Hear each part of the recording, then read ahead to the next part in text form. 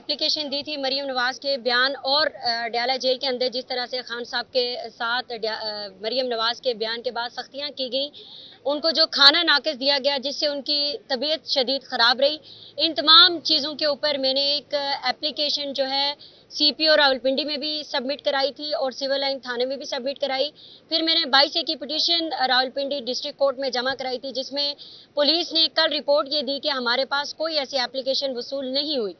तो जज साहब के कहने पर मुझे डायरेक्शन दी गई थी कि आपने एसपी पुटहार को जाके इन पर्सन एप्लीकेशन देनी है। मैं आज एसपी पुटहार के पास 11 बजे गई हूँ। उन्होंने मुझसे एप्लीकेशन लेने से इनकार कर दिया, लेकिन उन्होंने मुझे ये कहा कि आप जो है सिविल लाइन थाने में फ्रंट डेस्क पे जाके जमा करा दें, जिस पे मैंने कचहरी की जो चौकी है वहाँ पे भी फ्रंट डेस्क है, मैंने आज वहाँ पे अपनी एप्लीकेशन जो है सबमिट करा दी है और उन्होंने मुझे डायरी फॉर्म जो है वो जारी कर दिया है, जिसके बाद मैंने कोर्ट में जाके कोर्ट को इंटीमेट किया कि मेरी ऑफिशियली पुलिस ने जो है एप्लीकेशन रिसीव कर ली है।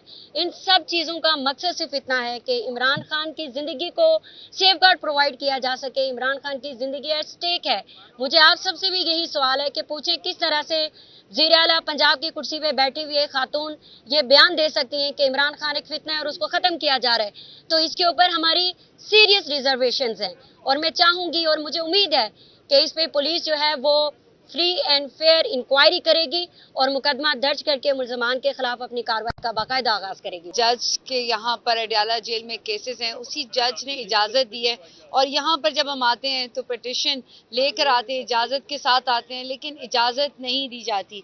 जब आप कंटेम्प्ट पे नहीं जाते तब भी आपको एहतराम के साथ जो है वो अंदर नहीं बुलाया जाता और उसकी अब ख़ास वजह ये समझ में आती है कि जब से ये मालूम हुआ है कि मखसूस नशिस्तों में नाम आ चुका है तो अब जो है वो जाने की इजाज़त नहीं होती। लेकिन क्या इससे इमरान खान के कारकुनान, लीडरान, जितने जो हमारे वकला हैं, क्या वो इमरान खान से हट जाएंगे? क्या वो हक और सच से साइड पे हो जाएंगे? ऐसा नहीं होता। मैं बुशरा इमरान खान को मुबारकबाद भी देती हूँ और इतनी फिक्र आप सबको कि जनाब बुशरा इमरान खान बनी गाला से केपी क्यों चली गई, केपी से लाहौर क्यों चली गई, लाहौर से इधर क्यों आ गई। तो जनाब आप अपना काम करें और बुशरा इमरान खान बाइज्जत जो एक शहरी हैं, बानी चेयरमैन इमरान खान जो कि पाकिस्तान तहरीक इंसाफ की सबसे क्या कहते हैं दरीना उम्मत मुस्लिमा के लीडर और पाकिस्तान की आवाम के सबसे बड़े लीडर हैं, उनकी और साबका खातून अव्वल हैं। आप उनकी फिक्र करना छोड़ दें, हम हैं यहाँ पर फिक्र करने वाले। कोई बात होगी तो हम बताएंगे।